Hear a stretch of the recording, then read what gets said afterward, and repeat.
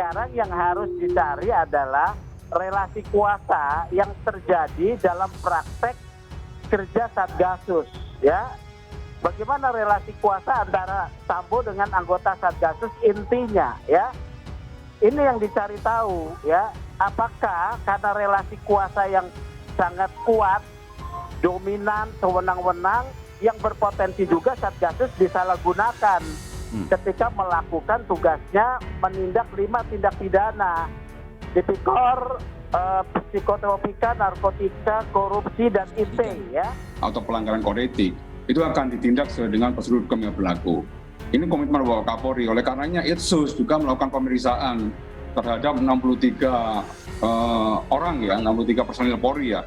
Dari 63 ini sudah dirumuskan sama Itsus, 36 diantara sebagai terperiksa. Dan juga ditempatkan di tempat khusus. Ini nanti juga bekerja secara paralel Itsus dengan penyidikan. Kasus ini terbuka, kita ingat bahwa ini karena dibongkar oleh netizen, karena dibongkar oleh publik. Seperti saya bilang, publik kemudian mengembalikan martabat kemudian polisi karena kebohongan yang mereka desain kemudian gagal, tetapi karena publik tidak menyerah, media tidak menyerah, kemudian terbuka. Jadi dengan alasan itu mestinya tadinya kita pikir kode etik ini simbolik ada terbuka. Ya itu kan yang 30 orang ya lebih. Itu kan kemarin itu dimasukkan di dalam tempat khusus itu karena diduga dia melakukan tindakan yaitu setelah dipanggil oleh Bapak Sambo gitu ya. Begitu kejadian kan dia manggil anggotanya gitu. Anggota-anggotanya itu yang terdekat tentunya. Jadi terdiri daripada internal Propam, juga ada yang dari Polda Metro, ada yang dari lain gitu ya. Itu digerakkan oleh Pak Sambo untuk membantu merekayasa TKP itu, bukan mengolah TKP sih. Tapi sebagian juga ada yang dari Polres yang memang datang sebagai penyidik, tapi penyidikannya dikendalikan oleh Bapak. Yang paling bisa mereview sejawat, sesama sejawat adalah sesama polisi. Jadi dengan kata lain, kehadiran kita di sini pun sebetulnya mungkin secara fisik oke, tetapi sebetulnya tidak ada relevansinya mengingat yang bisa menentukan kepatutan dan kepantasan itu dua hal tuh yang menjadi ukuran dalam sidang etik adalah mereka sendiri sebetulnya, karena tadi mereka lah yang paling tahu sejauh mana Sambo dalam hal ini tidak patut dan tidak pantas dalam rangka perbuatannya. Tetapi tidak cukup, harus juga dikenakan tindak pidana obstruction of justice pasal 221, junto pasal 233, junto pasal 52 KUHP yang ancamannya diperberat ya. Dari 4 tahun menjadi 5 tahun 3 bulan. Setelah Fedy Sambo dipecat Polri, Itsus akan proses 34 terduga pelanggar kode etik dalam 30 hari. Fedy Sambo setelah menjalani sidang kode etik akan diputuskan dijatuhi sanksi pemberhentian tindak tidak dengan hormat. Jumat 26 Agustus 2022. Dalam artikel mengulas tentang Fedy Sambo yang dipecat dari institusi Polri hingga tim Itsus akan proses 34 orang lainnya. Mantan Kadif Propam Polri Irjen Fedy Sambo resmi dipecat dari institusi Polri berdasarkan sidang kode etik pada Kamis 25 Agustus 2022. Dalam sidang etik tersebut, Fedy Sambo dinyatakan terbukti melanggar kode etik dan diberhentikan tidak dengan hormat dari Polri. Selanjutnya, Inspektorat Khusus masih terus bekerja mendalami terkait pelanggaran kode etik dalam kasus penembakan Brigadir Nofriansah Yosua Huta Barat alias Brigadir J. Menurut Kepala Divisi Humas Polri Irjen Dedi Prasetyo, sebanyak 34 orang terduga pelanggar kode etik akan diproses dalam sidang etik. Dedi mengatakan pihaknya akan menjadwalkan sidang etik bagi terduga pelanggar kode etik. Dedi pun menegaskan tim penyidik juga sedang melakukan pemeriksaan terhadap tersangka lain, yakni istri Fedy Sambo Putri Candrawati. Sebab kata Dedi, sesuai arahan Kapolri Jenderal Tio Sigit Prabowo, berkas Putri Candrawati akan segera dilimpahkan ke JPU. Sebelumnya, Fedy Sambo menjalani sidang Komisi Kode Etik Polri yang digelar sejak pagi hingga Jumat 27 Agustus 2022 dini hari. Kepolisian Negara Republik Indonesia resmi memecat Ferdy Sambo. Dalam sidang tersebut memeriksa 16 orang termasuk Ferdy Sambo dan 15 saksi. Adapun sebanyak 15 saksi mengakui apa yang dilakukan dan Ferdy Sambo tidak menolak apa yang disampaikan para saksi tersebut. Selain sanksi pemecatan, Sambo juga dijatuhkan sanksi etik dengan dinyatakan sebagai perbuatan tercela dan sanksi administratif berupa penempatan khusus selama 40 hari. Setelah dibicarakan keputusan majelis sidang, Sambo pun mengajukan banding.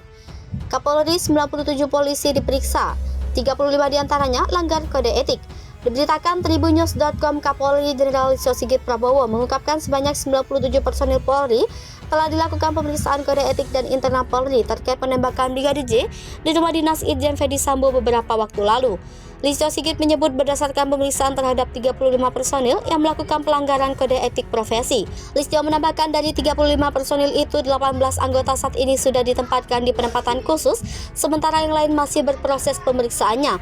Sebagai informasi, Brigadir J meninggal setelah ditembak di rumah dinas ex-Kadif Propam Polri Irjen Pol Ferdy Sambo Duren 3, Jakarta Selatan pada Jumat 8 Juli 2022 lalu. Terkait hal tersebut, tim Sus Polri sudah menetapkan 5 orang sebagai tersangka dalam kasus Brigadir J. Di antaranya Irjen Ferdy Sambo, istri Ferdy Sambo, Putri Candrawati, Baradae, Bribka Riki Rizal, dan Kuat Ma'ruf. Tegas, Kapolri gusur 24 loyalis Ferdy Sambo. Ini rincian nama dan pangkatnya. Ini baru awal, mutasi terhadap perwira menengah sampai tamtama yang telah melanggar kode etik dalam kasus pembunuhan Brigadir J di rumah Irjen Pol Ferdy Sambo.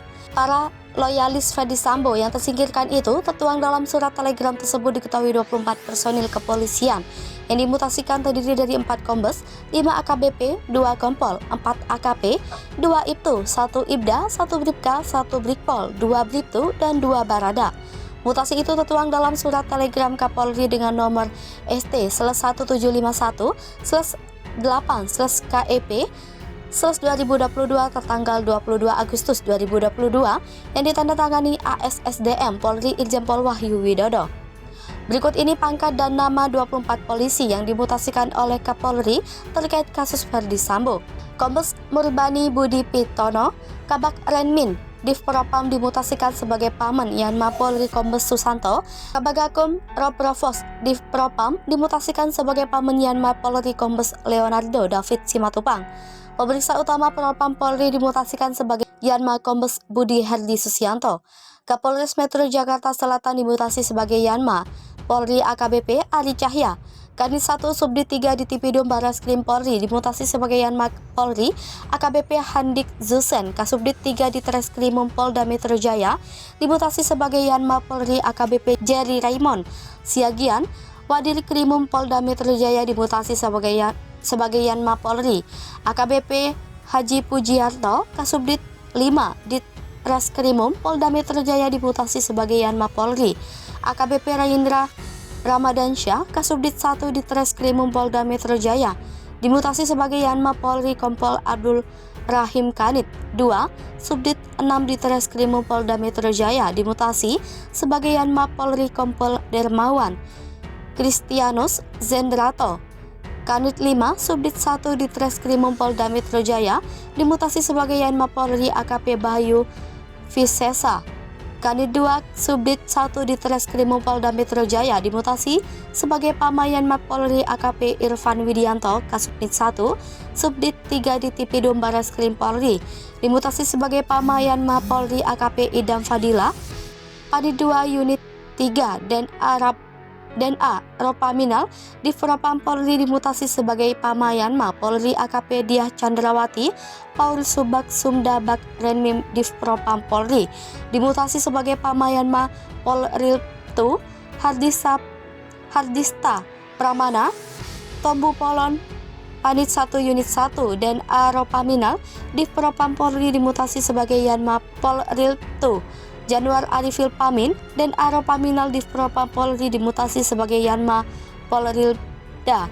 Arsyad Daifa Gunawan Kasubdit 1 Unit 1 Satreskrim Polres Metro Jakarta Selatan dimutasi sebagai Yanma Bribka Riki Rizal.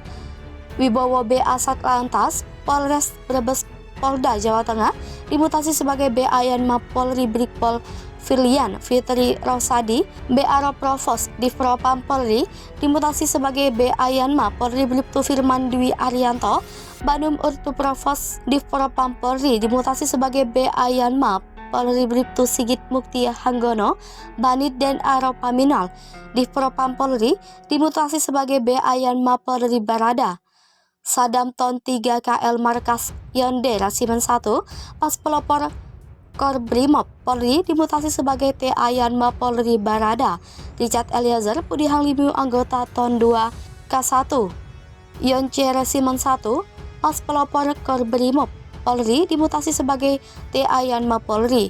Langkah Kapolri Jenderal Polisi Sigit dengan mutasi terhadap 24 anggota polisi itu bukan babak akhir, akan ada lagi yang menyusul. Ini sejalan dengan langkah Inspektorat Khusus yang kini mendalami pengakuan 83 personil Polri terkait dugaan ketidakprofesionalan dalam menangani kasus kematian Brigadir J. Sementara baru 35 personil Polri dinyatakan diduga melanggar etik. Upaya yang terus digencarkan tim sus bentukan Kapolri membersihkan tubuh Korps Bayangkara penting dilakukan agar tidak tercemar dengan skenario Ferdis Sambo. Nah, berdasarkan satuan kerjanya, 24 personil di atas terdiri dari 10 personil Divisi Propam Polri, 2 personil Kabaris-Krim Polri, 2 personil Korbrimob BKU Propam Polri, 9 personil Polda Metro Jaya dan Polres Jaksel, dan 1 personil Polda Jateng BKU Propam.